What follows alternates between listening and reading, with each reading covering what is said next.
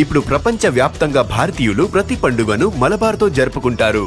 ఎందుకంటే మలబార్ అందిస్తుంది అద్భుతమైన అవకాశాన్ని. ఇది మీ పండుగలను మరింత ప్రత్యేకంగా చేస్తుంది. కాబట్టి ఇప్పుడు ఎక్కువ సేవింగ్, ఎక్కువ సంతోషాలు, ఎక్కువ సంబరాలు. ప్రతి పండుగకు మలబార్ గోల్డ్ అండ్ డైమండ్స్. దేవరగట్టులో అంగరంగ వైభవంగా కొనసాగిన మాలమల్లేశ్వర స్వామి కళ్యాణం అనంతరం నేరుగా బన్నీ జైత్రయాత్ర పెద్ద ఎత్తున కోలాహలంగా మారిన పరిస్థితి మనం చూస్తున్నాం విజువల్లో. ఇదంతా కూడా బన్నీ జైత్రయాత్ర ముగిసిన తర్వాత ఆ కర్రలను తీసుకొని భక్తులు ఎవరైతే కర్రల సమరంలో పాల్గొన్నారో వారంతా కూడా తమ ఇళ్లకు తిరిగి వెళ్తున్నటువంటి పరిస్థితి మనం చూసాం. అర్ధరాత్రి సమయంలో పెద్ద ఎత్తున ఈ బన్నీ బజార్ ప్రాంతంలోనే పెద్ద ఎత్తున 2 వర్గాలుగా ఉత్సవ విగ్రహాల కోసం ప్రతి ఏటా ఈ బన్నీ బజార్లో రక్తం చిందించి తలలు పగిలేటటువంటి సాంప్రదాయం నేటికి కొనసాగుతూ ఉంది. ఇలాంటి వింత ఆచారం చూడడం కోసం పెద్ద ఎత్తున భక్తులు వీక్షించడం కోసం పెద్ద ఎత్తున ఈ బన్నీ దేవరగట్టు ప్రాంతానికి తిలకించడం కోసం వస్తూ ఉంటారు. మనం చూస్తున్నాం బన్నీ దేవరగట్టు ప్రాంతంలో ఈ గట్టు పరిసరాలలో ఎక్కడ చూసినా కూడా పెద్ద ఎత్తున భారీ ఎత్తున ప్రజలతో నిండి ఉన్నటువంటి పరిస్థితి. అదేవిధంగా ఈరోజు బన్నీ జైత్రయాత్రలో రాత్రి జరిగిన ఏదైతే ఈ కర్రల సమరంలో అందులో ప్రధానంగా ఇప్పటికే దాదాపుగా 100 మందికి గాయాలు, 2 మరణించినట్లు సమాచారం. మిగతా 6 మందికి సీరియస్గా ఉండడంతో ఇక్కడి నుండి నేరుగా ఆదోని ఏరియా ఆసుపత్రికి తరలించారు. అయితే ప్రతి ఏడాది పోలీసులు అనేక అవేర్నెస్ క్యాంపులు పెట్టి ప్రజల్లో చైతన్యం తీసుకురావడం కోసం ఇటు రెవెన్యూ పోలీస్ శాఖ తీసుకున్న చర్యలు ఇవి కూడా ఫలించలేదనేటటువంటి విమర్శలు వెలువెత్తుతున్నాయి. పోలీస్ శాఖ ప్రతి ఏడాది అనేక అవేర్నెస్ క్యాంపులు పెట్టినా పబ్లిక్లో మార్పు రాకపోవడం కావచ్చు, లేదా ఈ యొక్క బన్నీ జైత్రయాత్రను తిలకించడానికి వచ్చే సమయంలో పెద్ద ఎత్తున గాయాల బారిన పడుతూ ఈ విధంగా మనం చూసాం ఇందాక, ఈ విధంగా తమ గమ్యస్థానాలకు చేరి వెళ్తున్నటువంటి పరిస్థితి.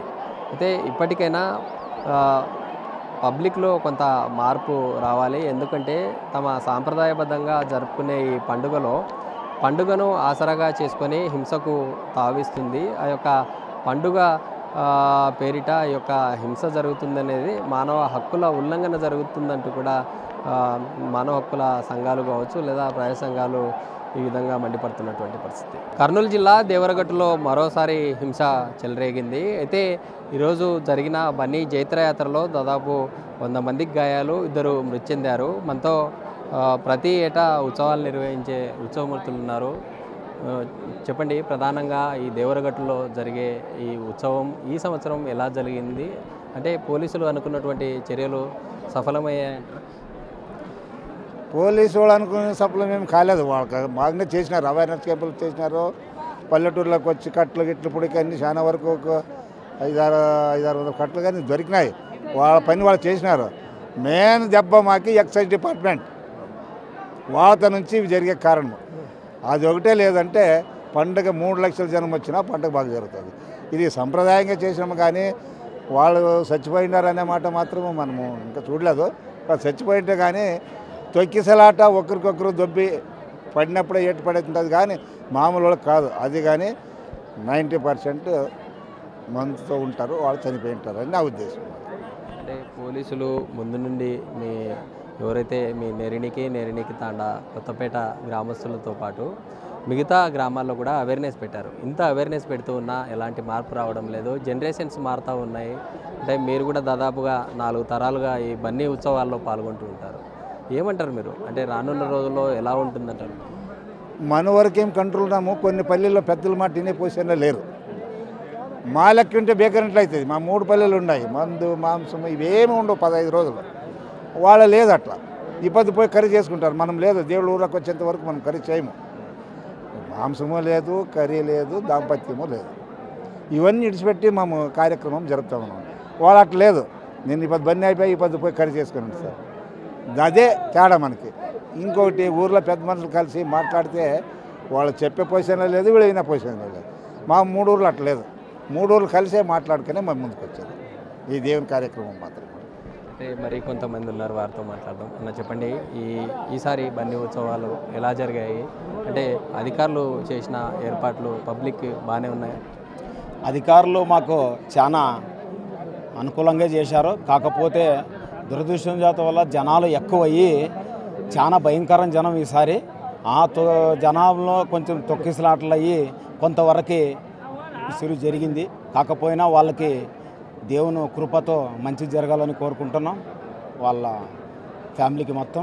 అయినా జనాము భక్తి శ్రద్ధతో ఎవరైనా చేసుకున్నా కూడా ఏది ఆటంకులు ఇట్లాంటివి జరగవు అని మేము ప్రధానంగా చెప్తున్నాం. తర్వాత ఆల్ డిపార్ట్మెంట్స్, కలెక్టర్ మేడం అయితేనేమి, ఎస్పీ సార్ అయితేనేమి, తర్వాత సిఐ సార్, ఎస్ఐ సార్ అందరూ కలిసి మాకు సహకరించారు. ఆల్ డిపార్ట్మెంట్స్, ప్రెస్ వాళ్ళు కూడా మాకు సహకరించారు. అందరూ దేవుని కోసం విజయవంతం కష్టపడి కృషి చేసి దేవుని మాళమల్లేశ్వరం దేవుని బన్నీ ఉత్సవాలు ఘన విజయం జరిపినందుకు వాళ్ళందరికీ ధన్యవాదాలు. ఒకసారి ఈ గాయాలు కానీ లేదా ఈ మరణాల సంఖ్య తగ్గిందంటారా లేకుంటే పెరిగిందా? అంటే పెద్ద ఎత్తున మనం చూసాము, ఈ సింహాసనం కట్ట కావచ్చు లేదా ఈ బసవన్న టెంపుల్ సమీపంలో పెద్ద ఎత్తున కాగడాలతో రెండు వర్గాలు పరస్పరం దాడులు చేసుకున్నాయి దాదాపు 10 నిమిషాల పాటు.